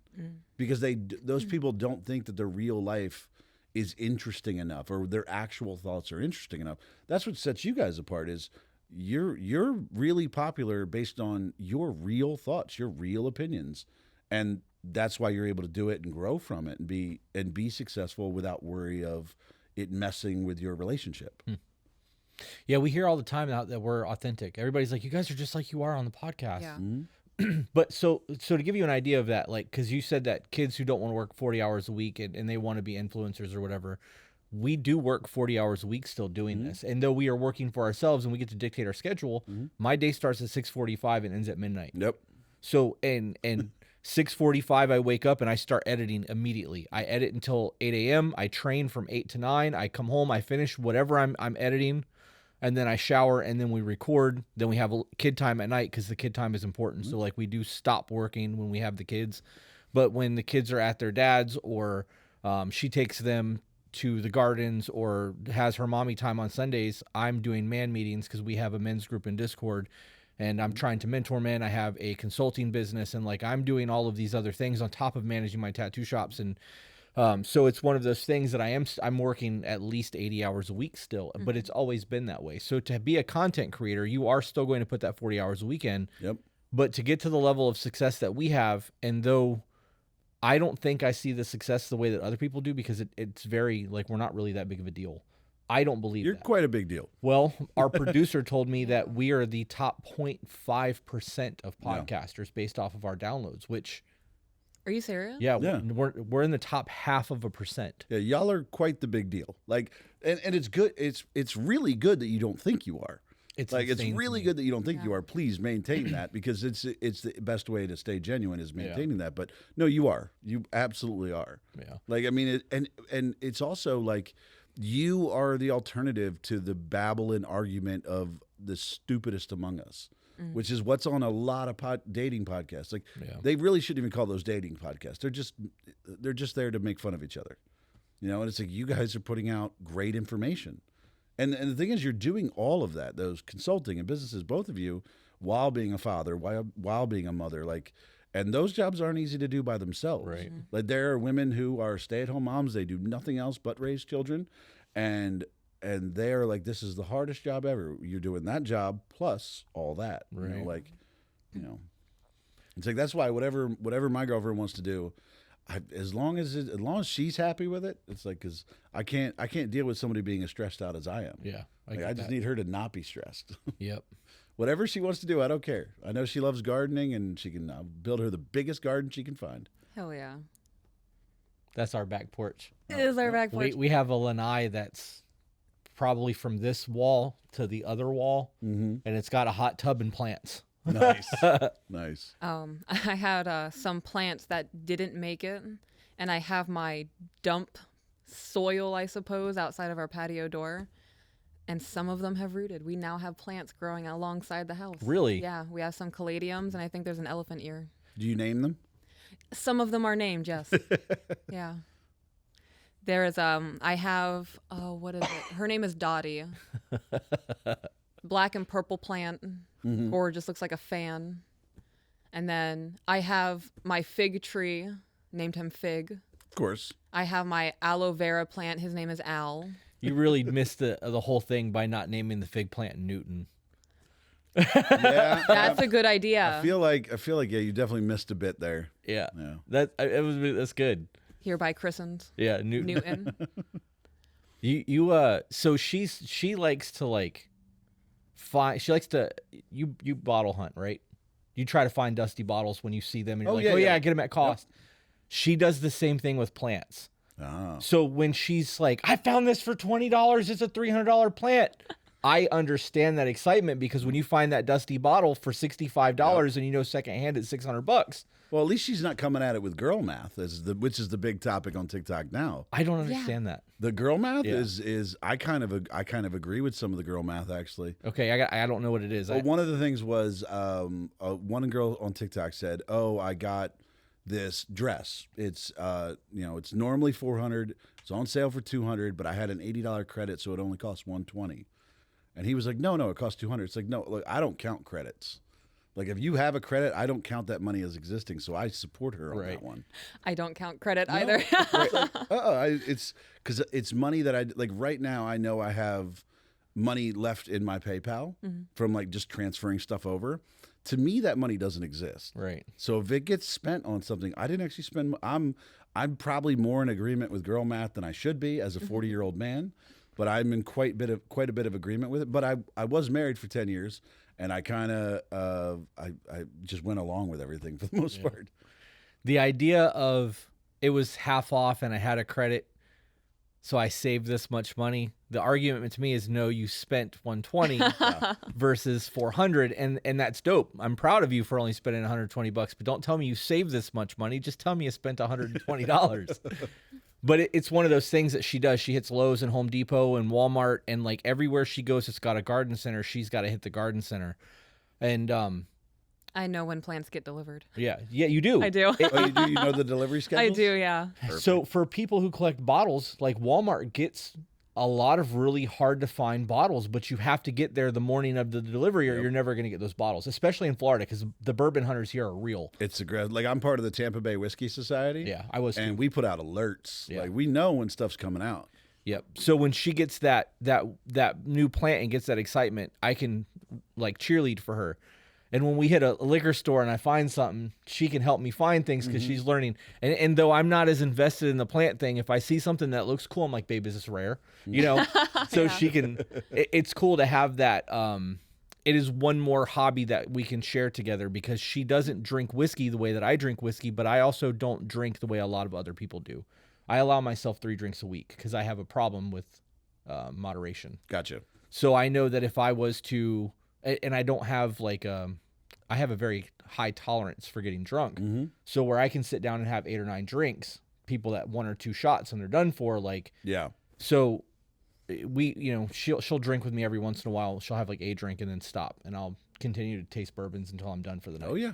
But we get to share that together, and then we can share the plant thing together. The reason I brought all of this up is because she went kayaking with a friend of ours, and they found elephant ears growing out of the side of a bank of a creek out here. And she rode her fucking kayak. What's elephant ears? It's a giant plant that looks like the ear of an elephant. They can be bigger than my torso. They're huge. okay. Like fuckers All right. are big. She fucking paddled her kayak over there and unrooted the thing and brought it home. I almost flipped my kayak doing it. The dedication is real. Yeah. Oh, Like, yeah. because you know, if I'm out on a kayak, I'm just trying to go with the current. Yeah, but if there was the letter of the Blanton's bottle you needed on the side. Oh, I'd have jumped out the kayak. Exactly. Yeah, no, Exactly. I get it. So we have that stupid like cheerlead each other. Because if I would have jumped out the kayak to get that letter, she'd be like, "Get that fucking letter, babe," you know. Like, No, but that's the thing is you got to be each other's cheerleaders. Yeah. Because like, I'm never going to be as passionate about plants as my girlfriend is. But look, whatever she wants to do with it. Like, I'm not super excited about going to Hobby Lobby. She is though. yeah. She is like that makes her day. Like we're going to Hobby Lobby. She's thrilled, and I'm like this. And to me, I go, I can do something that makes my girl happy. Yeah. Like that makes me happy. I luck out on the Hobby Lobby thing because I'm also an artist, Mm-hmm. so it gives me something to do. But I get excited over Home Depot, Ah, okay. and it's dumb. I've learned over the last 6 months that it is possible for a man to go to Home Depot and not spend $600. No, it's not. It is. I did No, it it's today. I spent definitely not. $13. I walked in, grabbed what I needed, and went right to the checkout line. I That was with him. would never happen because there's definitely a tool I need. Yeah, I know. There's always a tool. The trick is to not go down any of the aisles. You get on the app from your car and you go aisle 12 or aisle 12, bay 13, and you go right to the thing, grab your thing, and walk right to the register. Because if you make one lap around a store, it's over with. See, You I'm also an- have to I'm an look at the Amazon. ground. Yeah, I Make do. eye contact at anything. Eye contact with the tools. Yeah. They do talk sucks dirty you to in. us when we see Yeah, them. it's pretty bad. No, I'm an Amazon person. I will get everything delivered, and then figure out what to do with all the boxes. Yeah. Yep. Yeah. Amazon is a problem for me too. Our foyer has become boxes. Yeah. Yes. We can build some pretty dope forts for the kids. And we do. We do. Often. Yeah. Yeah. Last time I bought anything from Home Depot that was not on my list of stuff that I needed, I ended up buying like a $400 laser level. I've Absolutely. used it once. Yeah, but how level was that? It was pretty dope. It was Yeah. level as It was fuck. It very looks level. really good. It took me longer to find everything that I needed to set the thing up and figure out how to operate it than it would have to just use a bubble level. See, I'm an enabler. I know I'm an enabler. Like I've told my girlfriend this. I'm like, don't tell me something you don't want to do. Yeah. Because I'm an enabler. Like I'm gonna enable. Like I'm never gonna say no. I'm always, if it makes you happy, absolutely. But because I have so little things that I get excited about that when I see somebody else get excited about something, I get excited with Yeah. them. Yeah. I'm like, oh my god! Like I get to share and how excited they are about it. I'm a hype man. Yeah. Yeah. Yeah. We do that shit to each other. That's funny. Mhm. You got that. It gets expensive if you hang out. Oh with my hype god, people, it though. does. Yep. We went to ironically enough, while we were at the Venetian, we went into one of the sunglasses stores. And she's like, I need some poker sunglasses. And I'm like, yeah, me too. I don't even wear fucking sunglasses when I play poker.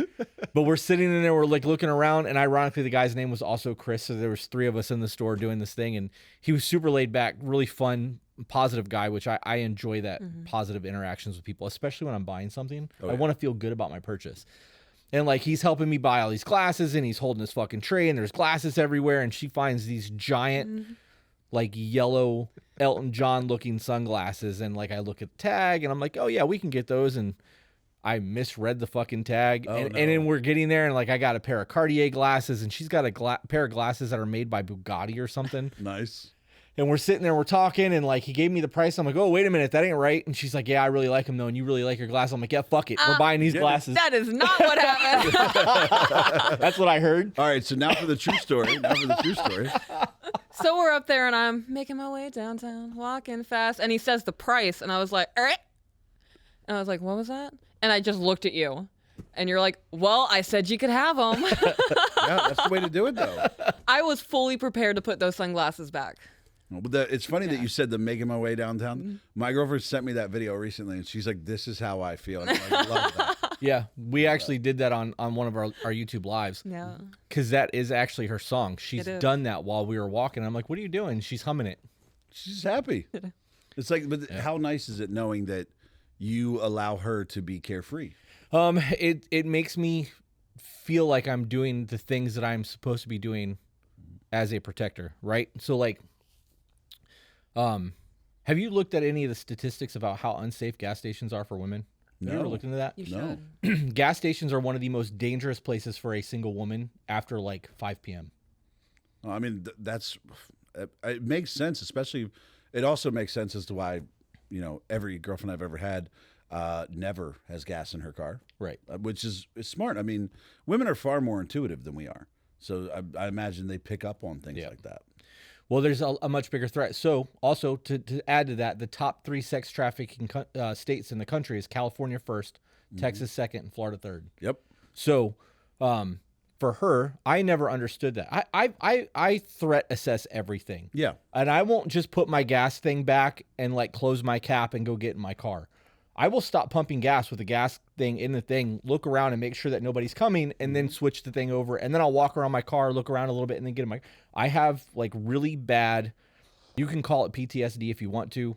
I have been in really horrible situations, so my threat assessment is high all the time. And she used to tell me all the time about how unsafe gas stations were. I'm like, I'll go get your gas. I don't care. Yeah. And then I got to experience with her one day where I was paying attention to what was happening to her, and I saw it firsthand. So it changed my entire perspective of gas stations. So knowing that she no longer fears gas stations, I'm doing my fucking job. Absolutely. And knowing that I've had the life experiences that I've had have made me hyper vigilant to the things that's going on around me, she doesn't have to worry about her safety at all. No. And she doesn't argue with me, which is really fucking good, because in the event that there's something going on and I'm like, step to my right, she doesn't go, why? She just does it. Yep. Which is allowing me to effectively lead my house. Mm-hmm. That's a big deal to me. I'm sorry. You're good. We left a gas station today because I specifically wanted a Diet Coke. I wanted a fountain soda. Mm-hmm. So we stopped by the gas station, and we walk in, and we got back into the car after the purchase was made. And I looked at him, I was like, I love having scary husband privileges. It's funny. Like, I felt like I was walking around with my own personal bodyguard in that gas station. Yeah. Yeah, where you don't have to worry. You know that like Right. nobody's going to do anything, and even if they did, it would be handled. Yeah. It's like I got to act like a man recently with my girlfriend. It was lovely. It required a car accident for it to happen, but I was there for her birthday, and we're driving on the highway with her sister's driving. She's in the passenger seat. I'm in the back seat, and we just hydroplaned, smashed into the center concrete barrier. Oh, wow. Right on the highway, and the problem was it was raining very heavily, and my brain clicked that her sister had just said, "Wow, I can barely see," so my brain thought instantly, well, people coming at us, because we ended up being facing the wrong way on the highway, and my instant thought was, well, they can't see us, Right. so it was like everybody just get out of the car, go over there. I'll push the car off. I'll get, but it was very quick, very done, and I didn't think much of it. I thought more of, okay, everybody's safe, nobody's hurt, best case scenario. But it was nice to be able to look back on it and go, she didn't fight me, her sister didn't fight me. They were just like, okay, we'll go do that. And it was nice that I could see that she trusted me enough to just go with it. Just This is what's best. Don't make me explain why. I'll explain it to you when we're safe on the side of the road. And it was kind of really cool to not have the wait why, like, because I've dated women who would be wait why. You can't explain that feeling. There's not a way to put that into words. There is we have a shirt dropping this month that says "My husband's got me," because she lives by that. But to be the person that is giving that and to have it recognized and to experience what you experienced in that moment is indescribable. At least for me, I don't have words for that. Yep. But it's allowed me, and you said I got to be a man in that moment. So like in that is it. Studies have shown, and like we've actually read the studies, so I would have to Google it to find it again. But women are in their most feminine, and they are at their highest level of intimacy when they feel safe and secure. So if you can provide safety and security in your marriage, and they know that they are taken care of, they are going to be their highest feminine, and they're going to be intimate with you on every level. Absolutely. It's when their stress levels get higher, they no longer feel safe, that they start becoming combative.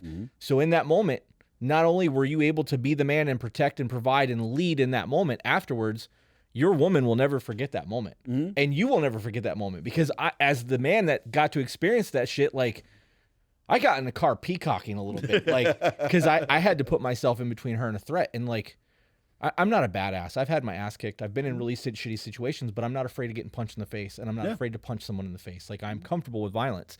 So in that scenario, there was no violence. Dude walked away. There was totally calm situation, but I got in the car. I'm like, yeah, fuck that dude, you know, in my head. And I look over and she's like, I'm like, yep, I'm winning. Fucking, we drive off. But that's one of those most memorable moments for me, because I do truly believe that had I not been there, there would have been something that happened, whether he approached and asked for her number or tried to grab her, because we were in Florida and we were in the middle of nowhere. There was a gas station. It was up off of Cortez, State Road 50,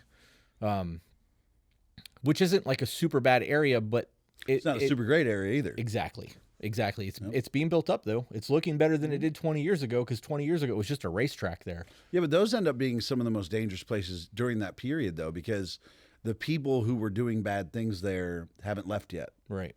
But it looks better, a safe area. Yep. You know, and the bigger thing is that most confrontations or most issues require just an indication of a willingness to confront it, and it goes away. Yeah. Like that guy where if you're not there to indicate that you're willing to confront him, he has no barrier. Right. That makes sense. But you just stepping up and being like, this is going to be far more trouble than you think it is. Yeah. Okay, now he's going to go do it. Now, sadly, that same person is probably an awful person going to try to do it to other people. But the way I look at it in my life is I generally have, the only people I have to protect in the world are the women in my family. Right.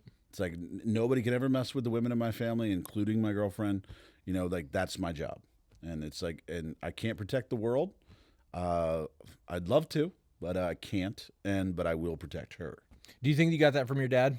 Oh, absolutely. I mean, my dad is never, my dad is very, very short-tempered, which caused me to not be short-tempered. But I will tell you that when I got bigger in the Army, because I grew up very small, as I got bigger, you start having that wish a motherfucker would thought process, where you're like, why does nobody, like, everybody wanted to pick on me when I was small. Like, I wish somebody would pick on me now. But then you get bigger and nobody messes with you. Right. And you're like, there goes all the fun, you know. But it was nice. It's like, I don't really get messed with. And I generally, like, presence gets rid of most problems. Yeah. Just being there and being scary enough looking that they're not interested in trying. Yeah, it's a good feeling. I stopped by the gas station a second time today because I wanted some potato chips. And when I'm in public, I'm constantly aware that people are looking at me. Yeah. My face alone. Like the hair color. And I am fully aware that I am constantly being sexualized by men in public. I do it too every day. Well, I like it when you do. Yeah, that's the thing. It's like I don't. That's one thing I don't understand about some relationships, like sexless marriages. I'm like, how? Hate. Like, I just couldn't imagine. Like, wait, I'm in a bed with this person. Yeah. Like, what are you doing? Like, is there? I don't understand it. It doesn't make sense to me. I think those are marriages of convenience. Yeah. Was that what you were going to say? But why get married over what's convenient about marriage? Like, No. It's work. It's you put work into it. Yeah. What were you gonna say? No, it's gone. Oh, I'm sorry. It's okay. It's me. I tend to do that, and sometimes it's the exact same thought process from both of us, and it's a win. And sometimes it's me not realizing that I'm overexcited and need to fucking dial it back.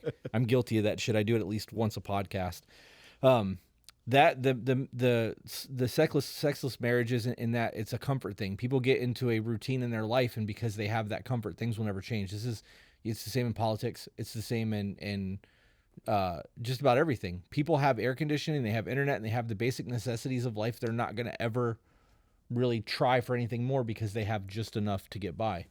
It's why when you read 1984, they have just enough to survive. Like, it's the same concept for me. I truly believe that. And as somebody who has experienced that shit and having what I have with her, I will fucking die before I let this get to that point. Oh yeah. You know?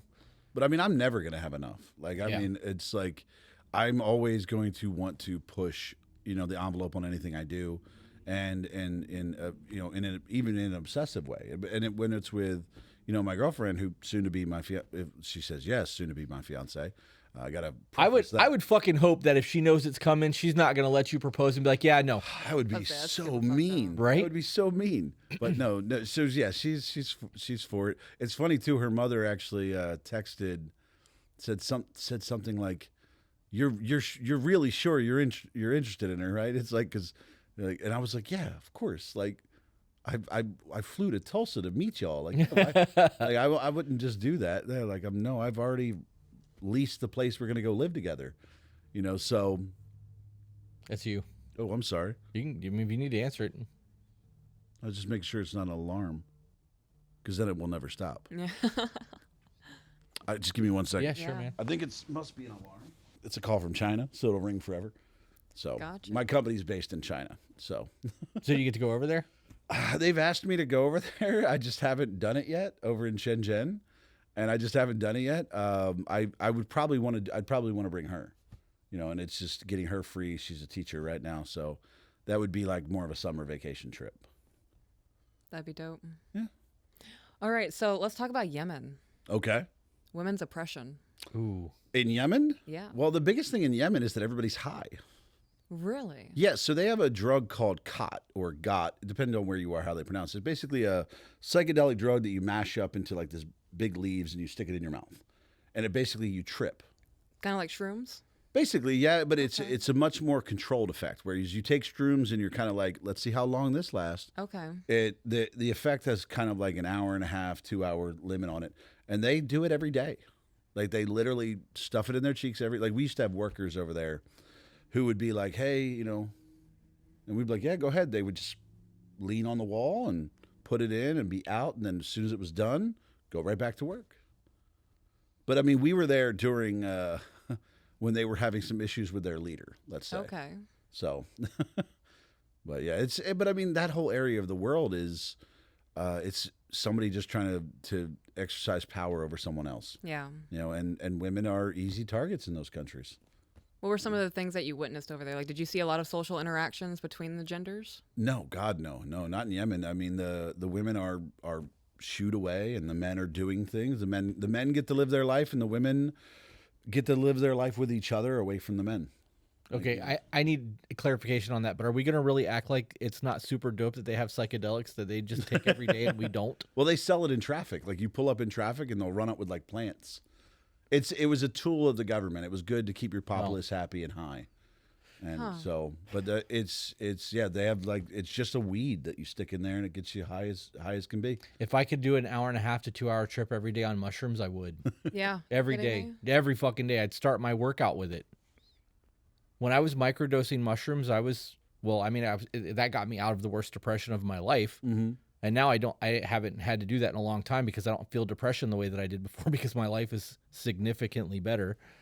But I would, if mushrooms were legal and I could just eat a small dose of mushrooms every day and experience that for an hour and a half, I fucking absolutely would. I can tell you that's a wonderful thing about California is when we're out in California, We get chocolates, and on the chocolates it literally says like one of them says like 3.5 you're gonna have a grams. better day, Yeah. and the second one says like you're gonna have an interesting day, and the third one's like you should have a day at home. Like like They actually have that? You can it's buy it's mushrooms out basically there? microdosing. Yeah, That's pretty dope. yeah. I mean out west, everybody's very casual about drugs. Yeah. Extremely casual about it. I mean, until you get into the harder stuff. Right. Like heroin and like meth, those are still iffy. Well, it depends on where you're at. This is true. You know. This is true. We she got to see the Pacific Northwest and all the things that are going on in Oregon, and she was like, "Is it really like that over there?" Because like the homeless problem and the drug markets that are going on out there and shit, and like, we have DeSantis and we have police that actually do their job here, so it's not like that here at all. No, we have the country of Florida. Right. Yep. Okay, sorry. I want to get back to the men doing please. their thing and the women doing their own thing, but I couldn't let that go because I am a fan of psychedelics. So Yeah, it's literally they sell it on the street. It's extremely cheap. I mean, you can buy higher quality stuff, but it's Yeah. extremely cheap, and the whole population is high. That's crazy. So how does that work with the men? The men just go and do their job and then come home to the women? Like, Yeah, I mean, it's in a lot of those countries. Like, it really does depend on the country. So, like, it's changed so much. Like, even a place like Afghanistan, right? In the 70s, women could go to college. They had total freedom. They were very westernized. They could wear dresses. They didn't have to cover anything. And then you had, the Sharia law telling them what to do. So, I mean, it all depends on who's in power. It really does. And the men, I mean, there's nobody to advocate for women over there. right. Because it's a very dangerous thing. It's like a women's advocate here in the U.S., you risk getting some very threatening emails, Maybe getting arrested. maybe getting arrested, people saying horrible things to you. Over there, you're risking death. You're risking death the minute you say anything. So the consequences are so just unbelievably brutal. I was reading an article of a woman from Yemen talking about how her husband had beaten her and she had a broken arm, Mm-hmm. and called the police, and the police said, "Well, you should have probably listened to your husband," Yep. and they left. Yeah, They did because not she give would her have any needed medical 3 male attention. witnesses to make it worth it, to make it even a thing. That's Sharia law, right? Yeah, Sharia law it's a misinterpretation of Sharia law. So I don't want to completely shit on Sharia, because the idea is it's about, like the idea behind in Islam is about a balance. Right. It's about a balance between men and women. But when you have men in power, they're going to write laws that are going to allow them to exercise power. And that's where the mullahs and the clerics are able to run off of that. And, it's like it's a perversion of the Islamic faith. And it allows very weak men to behave horribly. I like the way you worded that. It's basically if we allowed incels to write laws, that's how I look at Sharia. That's how I look at those countries. Okay. It's like allowing incels to write the laws. And it's just that's what you get. I mean, It's insane to hear that. Like in America, so you said that it was a, how did you word it? It was a very good term for saying they twisted the wording. a perversion of Islam. Perversion, that's what it was. We're seeing that in America with Christianity. Mm-hmm. So to hear that it's happening in another country to the degree that it's happening with women needing 3 male witnesses for it to have any value is absolutely insane. No, yeah, because you need other people to validate it. Right. And, I mean, that's just how they look at it. Is her opinion doesn't matter. It's like her opinion holds no weight. And here in America, a woman can slash a man from collarbone to collarbone, and he's called a pussy. Yeah. Yeah. Yeah. Yeah. I mean, but I also don't jump on the like the men's rights train. Is because like look, we're as guys, we're good. Like we're not being oppressed. Right. Right. And but also we're also not being taken seriously. Our mental health also isn't being taken seriously. Like our physical health generally being taken seriously, but I think that's the biggest problem men have is our mental health isn't taken seriously. And generally there's only 2 women in a man's life that will ever care about his mental health. It's his mother and his wife. And sometimes, I mean, depending on how bad your mother was, whether or not you were raised with one, and depending on how bad your wife is, you might never have that. You know, and women have the benefit of society cares about your mental health. Like society, you know, cares about when women have issues. Society doesn't really care when men have issues because we're supposed to solve it ourselves. Right. Well, you can see that in the suicide rate too. Since 9/11, we've lost more soldiers and retired veterans. We've lost more fighting age males to suicide than we have to actual deaths in combat. Oh yeah, absolutely. By 100%. Well, like you think about it, only 2,647 service members died in Afghanistan. Yeah. Right? Like that, the number that's had suicide, I mean, you just count when we started the war in Afghanistan, 22 a day since then. Yeah. I've seen stats as low as 65,000, and I've seen it as high as 200,000 suicides since 9/11. It's literally it's literally 100x of what. Yeah. And it's sad. It's because, and the way I look at it is like I came back from Afghanistan, Iraq, and all those countries without mental hindrances, let's say, because I wasn't at odds with anything I was asked to do. Right. Right. My moral compass is perfectly fine. Like I feel whatever I did was within a moral stance. But there are people who had to do things that they're not able to rectify in their head. And that's going to stay with you. Yeah. You know, there's no way around it. You could try to justify it, but at some point it has to make sense in your own head. And for a lot of those guys, it doesn't. It just, especially when you look at it, especially became very difficult when service members look back at Afghanistan and go, why did I do that? Yeah. And you have to base it like anything I ever did in Afghanistan was for the other guys I was with. It had nothing to do with country. It had nothing to do with the Constitution or any of that super patriotic stuff. And if you try to base it around that, around the betterment of America, you're never going to find a good reason. And you're just going to be searching for it. Do you consider yourself a conservative? And I have to ask because that's most of what your content looks like. Well, that's the thing is most of my content comes across as conservative. Right. I am really a lie corrector more than anything. Okay. I am actually pretty liberal about most things. I'm conservative when it comes to I want the government as small as humanly possible, and I want them to spend as little money as humanly possible. So you're financially conservative. Yeah, but I'm liberal on like a gay marriage, should just be called marriage. Right.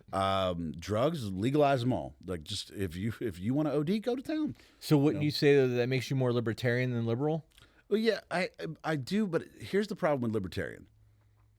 I hate the idea of libertarian because they're afraid because that party is afraid to actually do anything. Like they've never put effort into anything. They talk about how people should vote for them, and then they don't give us somebody quality worth voting for. They don't put the effort in. They don't go out. I mean, it's. I would say that the very large base of this country is libertarian in nature. Right. Put the work in to be where you want to be. It's like don't ask America to sacrifice to make you better. Give us a reason to vote for you. So I view myself more as a classical liberal, where it's just. Are we talking like JFK era liberal? Yes. Okay. More like the classic of like I'm against war as much as possible. I'm against war spending, legalization of drugs, pro-choice. Like I'm pretty chill with everything. Like just stop spending so much money. Yeah. Yeah, that's actually where I fall. I am a financial conservative.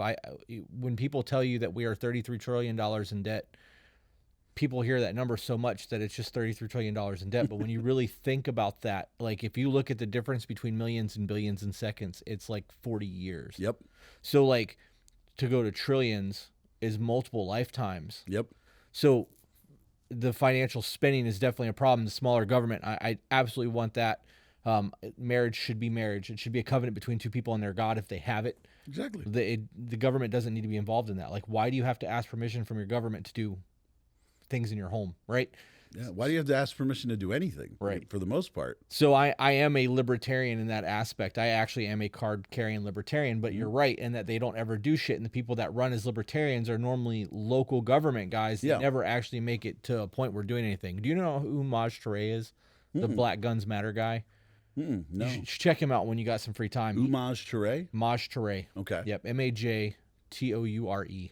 Okay. He founded Black Guns Matter, and his entire purpose was to make Black America the largest gun owners in terms of new purchases because gun laws are founded in racism. And when you look back on like the actual legislation, they actually made black people not people in order to take their guns away, as they were freed slaves so they couldn't own guns.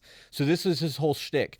And like, I found him because I am very pro get the fuck away from my firearms. I think that if you're a felon who has killed people and you have done your time, you've paid your debt to society, you should be able to own firearms. I agree completely. There are a lot of people who are like, well, what about rapists? And what about this? And what about that? I'm like, if you've paid your debt, you should be able to have the same freedoms as everyone else because you've paid your debt to society. Now, I get tyrannical in that aspect because I believe if you're a rapist, you should just be murdered. Yeah, I think castration or killed. Right. So I think it should be up to the victim. You get castrated or killed. To the victim. Yep. You want them cut off or you want them dead? Yeah. The next step would be to televise it, pay-per-view, and then give the proceeds to the family so that there's amends made. So I have like crazy ideas of things like that. But because of the Maj Touré thing, I started looking into other facets. This dude is a fucking historian. And like, he really understands the teachings of Frederick Douglass. And like, he understands the, who George Washington really was. And he talks openly about it. He's been on Tim Pool. He's done a lot of other things like that, but I would like to see some of your opinions on some. No, I'll check him out. I'll check him out because it's like, that's the thing is like, I find myself, like, this is going to sound terrible to a lot of the people that probably followed me, but have you ever like, so a lot of times I come across as supporting Trump and things like that. And I do support Trump because the alternative is Biden, and I'd vote for, a log over Biden. Yeah. But when it comes to that, it's funny because I get some of those really, really, really, really right-wing people, and they'll like make a video supporting me, and I'm like, I really don't want you supporting me. I get that. Like, I'm so upset that I make you happy. Yeah. Because there's something wrong with you. But yeah. I saw something today that said that the reason people are so pro-Trump is because the people that they hate Trump. And if that's the case, there's got to be a reason for it, kind of thing. So all the people I don't trust hate him. Yeah. So that's the way I look at it. If all the people I don't trust hate him, I'm a favor of him. Yeah. I thought Tulsi Gabbard was going to run on the presidential thing as a conservative. Nobody has a shot. Right. Well, so Trump casts a big shadow. Yeah, she switched parties though and started making her rounds on the conservative networks. And like, I really thought she was going to try to make a run for it after she ran as a Democrat and was very anti-Second Amendment in terms of, and now she's on the opposite side of the party. And we're seeing a lot of that party line blur. There's got to be at some point where people are going to go, okay, you guys are too far. You guys are too far. We have to find some sort of balance. And I just don't think that's going to happen because the media has made everybody hate each other so much that the conversations aren't being had. I just don't think with the conversations that are being had that there is a balance. Like, I mean, it used to be like, I believe in sensible gun laws, or I believe in Second Amendment, absolutely, right? There's a common ground there. But if you believe in ban all guns and the other side believes in have guns, there's no balance there. Right. Like, we have become so tribal about every topic. Like, nobody has. It's very, very few and far between the people who have a moderate thought on it. Like, when you ask somebody about drugs, right? Some people aren't like, well, if some people want to use them, we could do this. No, it's people who are like, I'm so anti-drug, or I'm just legalize it all, right? There's no, the middle ground has just disappeared on every topic, and even on relationship stuff, like the idea that men and women working together, to make a great. No, it's the man's responsibility. No, it's the woman's responsibility. Like, there's no middle ground on anything anymore. Like, which if you don't have middle ground, there's no discussion. Yeah, like, people can't communicate effectively if they can't see a middle ground. Yeah, that's true. I'm going to interrupt with a random thought. Please. So women went into the workforce during World War II, right? Mm-hmm. Why are you looking at me like that? Because, babe, I love it when you jump in, and I talk a lot, and I keep looking over waiting for you, and I know that I talk a lot. I want you to talk. Okay. So talk over me. Be like, hey, shut up, and just go. Oh, shut up. Yes, ma'am. I'm kidding. I know. Women in the workforce are a distraction for men. We know that majority of affairs start in the workplace. 90%. Destroy the nuclear family with getting women into the workforce. I agree. I think that, so like, the thing with cheating is that it's just so much easier for a woman. Like, because like for a man to cheat, we have to create a second relationship. Because a woman's not going to sleep with us on the side and know that she's on the side. Right. We There got to needs create a be the whole emotional- second relationship. So whatever I'm doing with you, I got to do that all over again, right? For a woman to cheat because a man, you just need a lunch break. Yeah. Like because you could pick a random guy. Most women could pick a random guy and just be like, "We're sleeping together," and it'd be like, "All right." Right. So it is on men too that we are so damn easy. You know, that's our fault in our. I mean, I wouldn't say it's our fault. It ends up being our benefit a lot of the time. but I mean, it's just. And as far as women being in the workplace, is like I saw a comment from a woman where they were like, "Well, women want to work," and it's like, no, you don't. Nobody wants to work. I don't want to work. I imagine you don't want to work. If you could just pursue your passion and not have to do a job, not worry about money, would you want to just do a laborious job? No, I wouldn't. Labor sucks. Period. Like I'm not trying to. I don't even want, like. It sucks to check my mail. It's 100 degrees outside, bro, in Florida all year round. I don't want to do that. I'll wait until it's cool outside. So in that aspect, no. But I also look at my hobbies as work. It's a task. It's keeping busy, and I believe. Oh man, this is gonna go way religious. I believe that our duty is to serve. And it is our duty is to tend. The covenant that God made with Adam was that we were supposed to work the land and like we were supposed to procreate and like reap all the benefits of God. And idle hands are a problem. It's the devil's plaything. Like I want to always stay busy, whether that's taking pictures, creating a podcast, having these conversations. This is work to me. And if I didn't have this and all I was doing was sitting on the couch eating bonbons, I would probably end my life. Yeah, but you've turned your passion into Right. a profession. Right. But along with what you're saying, like women being a distraction in the workforce, I think the worst effect it had was it told the capitalist world, the producers in the world, that now households had more money. I think that was the worst effect, because women kind of dug their own graves with that, because they were like, I'm going to go work. Okay, well now things are about to become more expensive where you're going to have to. You know, and now the man that can provide all by himself is few and far between. And I think that women being in the workforce gave those people a reason to charge more, because there was more money there, and women control spending. Like, let's be real, women control most of the spending in this country. Because like if I didn't have a girlfriend, I spend very, very little. I spend based on her demand, right? And that's how most marriages and most relationships are. And I think that women, like women have kind of put themselves in a position where you wanted to work and now you have to. I mean, some women don't. Some women are able to, but and a lot of women that want to be stay-at-home moms and want to be taken care of don't adjust their financial lifestyle to fit that. Right. You know, they're like, well, you know, I'm gonna still be able to buy whatever I want. And it's like, okay, get that man young, because he's gonna find something else. Yeah. I need to leave for Hella Scream. Oh, I want to touch on that real quick though before you go. Touch on what? The women in the workforce thing. So we know like World War II happened and women were supporting their Joes, right? They got into the workforce to make bullets and scrap metals and like become nurses and secretaries and to do the work that men were no longer here doing, because back then your deployment wasn't 6 months. No. You fucking went to war until the shit was over. Right. So like the country had to adjust to that. I also want to point out it's a draft. You don't have a choice on whether or not you're going. Right. That's well, true. it depends on how much money you got. Also very true. So that was one of those things where like the Rockefellers and the people who were in charge of the financial system at that point realized that they had other taxable citizens and other people that could work factory jobs. And that's when they got involved in the school system. So like that whole thing shifted from the nuclear family and having, you know, a working man with a mother who could raise the child in school and teach them the way to do things, who are very involved in like the PTA and like all of the things that they were doing with the school systems, to then going to work and giving the kids to the school system so that they can be indoctrinated to do what the government wants them to do for the financial banking system.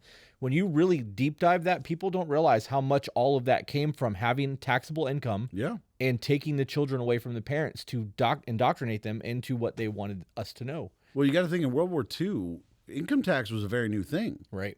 So the government literally realized, like, women's right to work did not come from a care about a women's equality. The government allowing that to happen came from a doubling of the income tax. Right.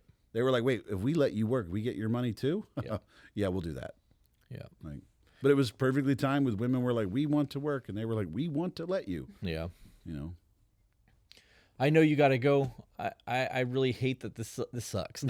I'm having such You a can good stay time. here. No, we'll wrap it up. I hope that you actually get recognized a lot tonight and like have the time of your life out there with We'll the see. stepmom. I'm definitely gonna have fun. I enjoy being scared. Yeah, Yeah. Is it you're going to Hollow Scream? Yeah. Nice. Tampa. She did a live stream today, and she talked about how she was going to Hollow Scream with the children's stepmom, and people were like, "I can't believe you hang out with her." And like, Why wouldn't you? right, dude, it blows my fucking mind that people have that mentality. We co-parent really, really well. Like, But those are people who put their own biases above the happiness of their kids. yeah, Like, it's just not the way it works. It's like the children come first. yeah. That's what's important. Yeah. And is she cool? Yeah, she is. My response to that person was that she provides something to my children that I can't, and they love her for it. There you go. So who am I to say, fuck what you want in life? Yeah. Except for that loud chicken thing. You don't none of that. No, Yeah. that won't Or the happen. clicking of the heels. We made the heels work. Yeah. In the event that there's ever a drum set, it will not be at our house. That's my brain immediately thought about drum set, and I'm like, I did you that. could soundproof a room. Yeah, you can. I've actually done that to friends with You kids. got a good build. Yeah, this is not enough. When that dance studio gets going, man, it's anything from like 1940s swing music to like trap. Despacito. It's so Oh, all over the place, and it's obnoxious. Oh, I that had became time the of my line life. dancing song. Yeah? Yeah. I've never wanted to burn a building down so bad in my life. Oh, I vibe. Yeah. Yeah, it comes on. I'm like, hey. All right, guys. So follow the older millennial on TikTok. Joe, I really appreciate you driving down here, man. No, This it's has a been pleasure. I blast. love this. This is great. It's like I said, it's a complete honor because you are one of the very few creators where if I see any of your videos, I'm watching the whole thing because it's always there's never a bad video. What you clip together is great content. It really is valuable content. Well, now we got to get you and Conservative Ant in the same building so that we can do. Oh, we'll be this again. trouble. We will It would be be trouble. I have a word table back there that has 6 microphones attached to it, so we could get the two of you, the two of us, Meg, and one other person, and we could actually have like a round table Got discussion. to get AJ. If you guys haven't come across AJ yet on TikTok, he's a member of the LGBT Q community, but he's I wouldn't say he's conservative. He's just got a common sense mindset. Yeah. Absolutely brilliant, probably the most beautiful dude I've ever seen in my life too. But he is a brilliant mind, and he's pushed that way. Absolutely awesome guy. Yeah. Well, I mean, you know more of these people than I do. We're just getting started, so. Well, I mean, any I'll be banned on this contacts- account probably within the next month or so I'll probably have a new account. Yeah. Well, anybody that you want to put us in contact with, that would Absolutely. be super awesome Yeah, too. I mean, again, anybody would want to be in contact with you guys. You guys are extremely popular for a reason. It's crazy to hear. It It just is. doesn't feel like it. All right, guys. With that being said, remember you are the authors of your own life, So grab a pen. and we will see you on the next one. Bye, guys.